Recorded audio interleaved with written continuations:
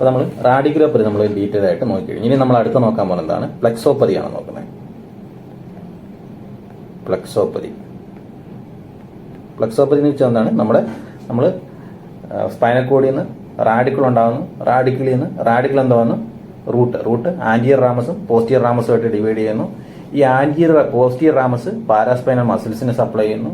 ഈ ആന്റിയർ റാമസിന് എന്താ ഉണ്ടാകുന്നത്? നമുക്ക് പ്ലക്സസ് ഉണ്ടാകുന്നു. ഏതാ? സെർവിക്കൽ പ്ലക്സസ്, അതേപോലെ തന്നെ നമ്മുടെ ബ്രേക്കിയൽ പ്ലക്സസ്, ലംബോസാക്രൽ പ്ലക്സസ്, ഇങ്ങനെയുള്ള പ്ലക്സസ് ഉണ്ടാകുന്നു.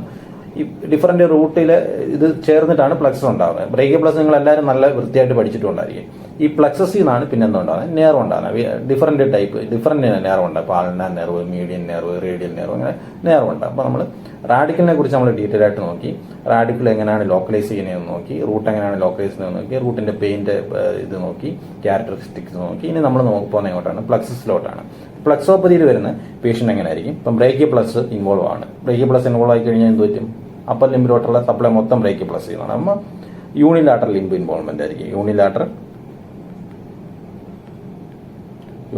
ലിംബ്. ലോവർ ലിംബിലാണെങ്കിൽ ലംബോസാക്രൽ പ്ലക്സിലാണെങ്കിൽ lower limb involvement. Unilateral limb involvement. Plexus involve ആയി കഴിഞ്ഞാൽ അതിന് വരുന്ന എല്ലാ നെർവും ഇൻവോൾവ് ആകും. യൂണിലാറ്ററൽ ലിംബ് ഇൻവോൾവ്മെന്റ് ആയിരിക്കും. പ്രോക്സിമൽ പ്ലസ് ഡിസ്റ്റൽ ആയിരിക്കും. പ്രോക്സിമൽ പ്ലസ് ഡിസ്റ്റൽ എന്ന് വെച്ച് കഴിഞ്ഞാൽ നമ്മുടെ ആ പ്ലക്സസിൽ നിന്ന് വരുന്ന നെർവാണ് നമ്മുടെ പ്രോക്സിമലും ഡിസ്റ്റലും എല്ലാം സപ്ലൈ ചെയ്യുന്നത്. പ്രോക്സിമൽ പ്ലസ് ഡിസ്റ്റൽ ഇൻവോൾവ്മെന്റ് ആയിരിക്കും. സെൻസറി ആയിരിക്കും, മോട്ടോർ ആയിരിക്കും. സെൻസറി പ്ലസ് മോട്ടോർ ആയിരിക്കും. കാരണം നെർവാണ് സെൻസറി സപ്ലൈയും മോട്ടോർ സപ്ലൈയും കൊടുക്കുന്നത്. ഈ പ്ലക്സിന് വരുന്ന നെർവാണ്. അപ്പം സെൻസറി പ്ലസ് മോട്ടോർ. അതെല്ലാം റൂട്ടിന്റെ കണക്ക് തന്നെ. റൂട്ടിൻ ഇൻവോൾവ് ആയി കഴിഞ്ഞാൽ എന്തായിരിക്കും? സെൻസറി പ്ലസ് മോട്ടോർ ആയിരിക്കും. പ്രോക്സിമൽ ചിലപ്പം പ്രോക്സിമൽ ആയിരിക്കും, ഡിസ്റ്റൽ ആയിരിക്കും. നമ്മൾ നോക്കിയതാണ് ആൾറെഡി. ഇപ്പോൾ സെൻസറി പ്ലസ് മോട്ടോർ ആയിരിക്കും. ഈ പെയിന്റെ ക്യാരക്ടറിസ്റ്റിക് എങ്ങനെ ആയിരിക്കും? Deep seated, long standing,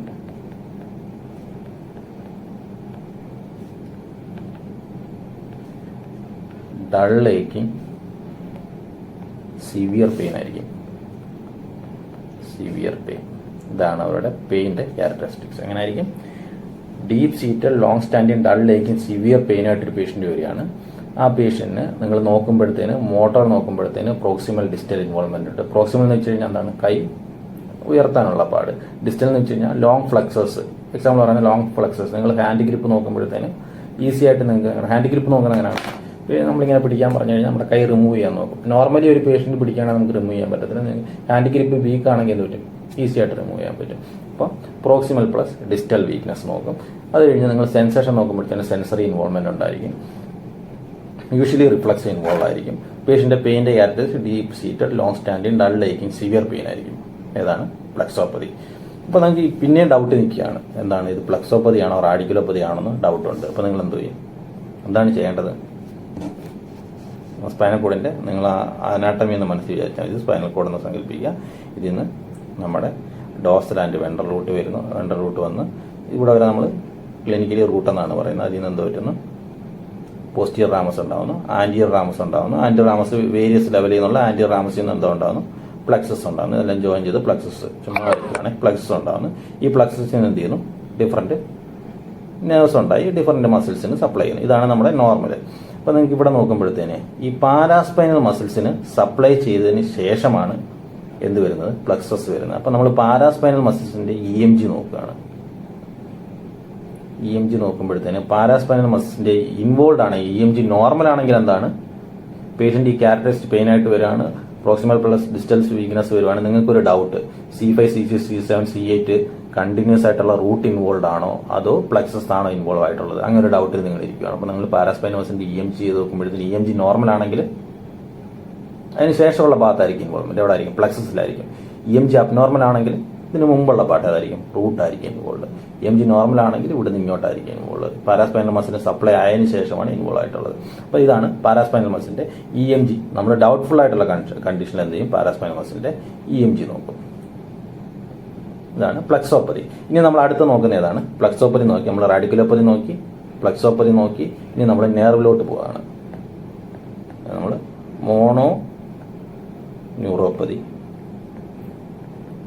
or mononeuritis inflammation ഉണ്ടെങ്കിൽ എന്താണ് മോണോന്യൂറൈറ്റിസ് എന്ന് പറയും. മോണോന്യൂറോപ്പതി എങ്ങനെ ആയിരിക്കും നിങ്ങൾ നോക്കുമ്പോഴത്തേന് സിംഗിൾ നെർവ് ആയിരിക്കും ഇൻവോൾവ് ആയിട്ടുള്ളത്. എക്സാമ്പിൾ പറയുകയാണെങ്കിൽ റേഡിയൽ നെർവ് ആയിരിക്കും ഇൻവോൾവ് ആവുന്നത്, അല്ലെങ്കിൽ നമ്മൾ കാർപ്പൽ ടണൽ സിൻഡ്രോം പറയുകയാണെങ്കിൽ അതായിരിക്കും മീഡിയൻ നെർവ് ആയിരിക്കും. കാർപ്പൽ ടണൽ സിൻഡ്രോസിൽ ഇൻവോൾവ് ആവുന്ന നെർവ് ഏതാണ്? Median nerve.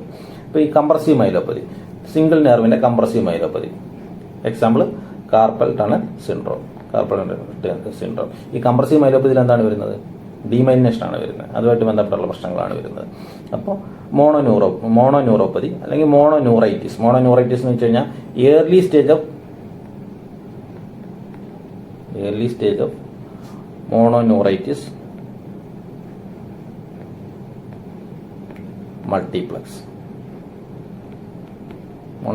മൾട്ടിപ്ലക്സ് നമുക്ക് പറയാം, അത് ഞാൻ പറയാം. ഇപ്പൊ മോണോന്യൂറൈറ്റിസ് മൾട്ടിപ്ലക്സിന്റെ ഏർലി സ്റ്റേജിലും ചിലപ്പോൾ എന്തായിരിക്കും സിംഗിൾ നെർവ് ഇൻവോൾവ് ആയിട്ടായിരിക്കും വരുന്നത്. അപ്പൊ നമ്മൾ എന്താ നോക്കി? റാഡിക്കുലോപ്പതി എങ്ങനെ ലോക്കലൈസ് ചെയ്യണമെന്ന് നോക്കി, അതിന്റെ പെയിന്റെ ക്യാരക്ടറിസ്റ്റിക്സ് നോക്കി. അതേപോലെ നമ്മൾ പ്ലക്സോപ്പതി എങ്ങനെ കൺഫ്യൂസ്ഡ് ആയിട്ടുള്ള കണ്ടീഷനിൽ എങ്ങനെ ഡിഫറൻഷിയേറ്റ് ചെയ്യണമെന്ന് നോക്കി. നമ്മൾ മോണോന്യൂറോപ്പതി കംപ്രസീവ് ന്യൂറോപ്പതിയാണ് മോസ്റ്റ് കോമൺ ആയിട്ട്. അതായത് മോണോന്യൂറൈറ്റിസ് ഏർലി സ്റ്റേജ് ഓഫ് മോണോന്യൂറൈറ്റിസ് മൾട്ടിപ്ലക്സിൽ നമുക്ക് മോണോന്യൂറൈറ്റിസ് സിംഗിൾ നെർവ് ഇൻവോൾവ്മെന്റ് ആയിട്ടായിരിക്കും ചിലപ്പം പ്രസന്റ് ചെയ്യുന്ന പേഷ്യന്റ്.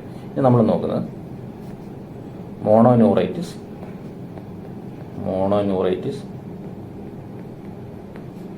മൾട്ടിപ്ലക്സ്.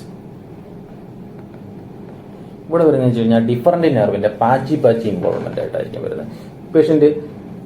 പേഷ്യന്റ് വന്ന് പറയുന്നത് ഒരു റിസ്റ്റ് ഡ്രോപ്പ്, അതേപോലെ തന്നെ പേഷ്യന്റ് പറയും ഫുട്ട് ഡ്രോപ്പ്, അതേപോലെ തന്നെ ഫേഷ്യൽ മസിൽ വീക്ക്നസ്, ഇങ്ങനെ ഡിഫറന്റ് ഏരിയയിൽ പ്രശ്നമായിട്ടായിരിക്കും പേഷ്യന്റ് വരുന്നത്. അതായത് പാച്ചി ഇൻവോൾവ്മെന്റ്, ഗ്രൂപ്പ് ഓഫ് നെർവിന്റെ പാച്ചി ഇൻവോൾവ്മെന്റ് ആയിട്ടായിരിക്കും വരുന്നത്. ഇതിന്റെ ഏർലി സ്റ്റേജിൽ നമ്മൾ നേരത്തെ പറഞ്ഞ പോലെ മോണോന്യൂറൈറ്റിസ് ആയിട്ട് വരാം, സിംഗിൾ നെർവ് ഇൻവോൾവ്മെന്റ് ആയിട്ട് വരാം. പോകെ ഈ പേഷ്യന്റ് എന്ത് വരാൻ സാധ്യതയുണ്ട്? മോണോന്യൂറൈറ്റിസിന്റെ ഡിഫറന്റ് നെർവ്സിന്റെ പാച്ചി ഇൻവോൾവ്മെന്റ് ആയിട്ട് വരാറുണ്ട്. അതിനാണ് നമ്മൾ പറയുന്നത് മോണോന്യൂറൈറ്റിസ് മൾട്ടിപ്ലക്സ്. റാഡിക്കുലോപ്പതി, പ്ലക്സോപ്പതി, നെർവിന് മോണോന്യൂറോപ്പതി ഓർ മോണോന്യൂറൈറ്റിസ്, ദെൻ ആ പ്ലസ് കഴിഞ്ഞുള്ള വരുന്ന നെർവിന്റെ തന്നെ മൾട്ടിപ്പിൾ നെർവ് ഇൻവോൾവ്മെന്റ് പാച്ചി ഇൻവോൾവ്മെന്റ് ആയിട്ട് വന്നു കഴിഞ്ഞാൽ മോണോന്യൂറൈറ്റിസ് മൾട്ടിപ്ലക്സ്. അപ്പോൾ മോണോന്യൂറൈറ്റിസ് മൾട്ടിപ്ലക്സിൽ പേഷ്യന്റ് അതിന് കാരണം എന്തൊക്കെയായിരിക്കും നമുക്ക് വരുന്നത്? ഇൻഫെക്റ്റീവ് കോസ് ഉണ്ട്. എന്തൊക്കെയാണ്? Leprosy, HIV, diabetes mellitus, amyloid, അതേപോലെ തന്നെ leprosy, HIV, diabetes mellitus, amyloid, vasculitis.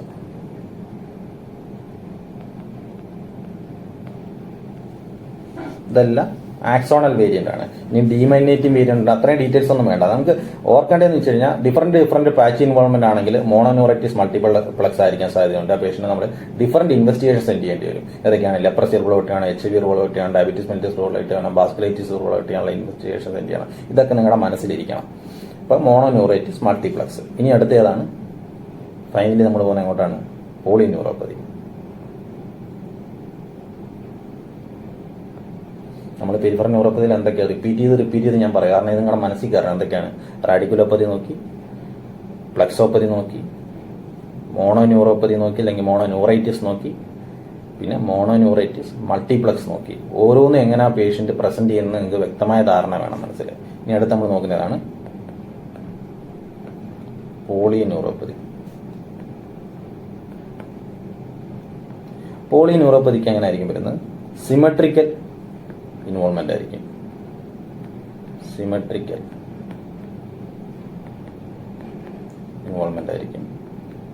Distal involvement ആയിരിക്കും. ഡിസ്റ്റൽ ആയിരിക്കും മോസ്റ്റ്ലി പേഷ്യന്റ്. ഡിസ്റ്റൽ ഇൻവോൾവ്മെന്റ് ആയിരിക്കും. സ്റ്റോക്കിങ്സ് ആൻഡ് ഗ്ലൗ പാറ്റേൺ ആയിരിക്കും.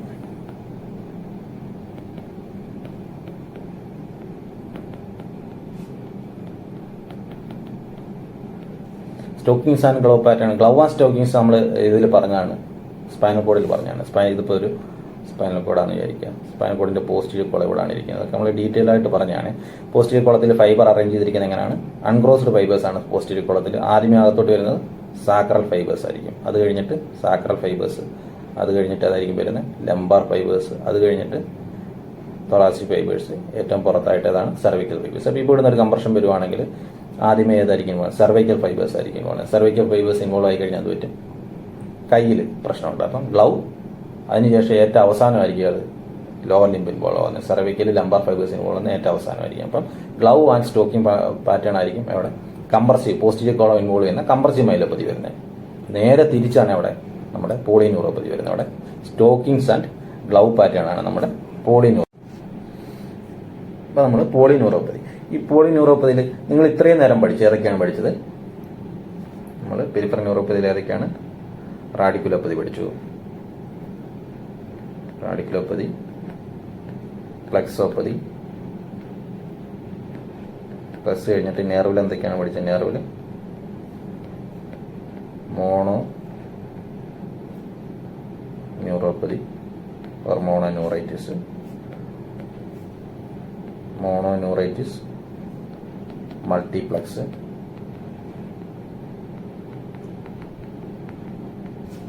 then പോളിന്യൂറോപ്പതി.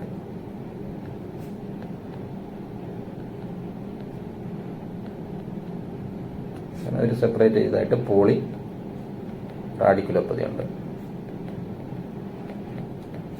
റാഡിക്കുലോപ്പതി നമ്മൾ പറഞ്ഞാണ് കംപ്രസീവ് റാഡിക്കുലോപ്പതിയാണ് നമ്മൾ മെയിനായിട്ട് റാഡിക്കുലോപ്പതി എക്സ്പ്ലെയിൻ ചെയ്ത്. പോളി റാഡിക്കുലോപ്പതി എന്നൊരു എൻറ്റിറ്റി ഉണ്ടെന്ന് നമ്മൾ അവിടെ പറഞ്ഞതാണ്. അപ്പം ഇത് നോക്കിയാൽ റാഡിക്കുലോപ്പതി, പ്ലക്സോപ്പതി, മോണോന്യൂറോപ്പതി, മോണോന്യൂറൈറ്റിസ്, മൾട്ടിപ്ലക്സ് ഇതെല്ലാം എന്താണ്? എസിമെട്രിക്കലാണ്.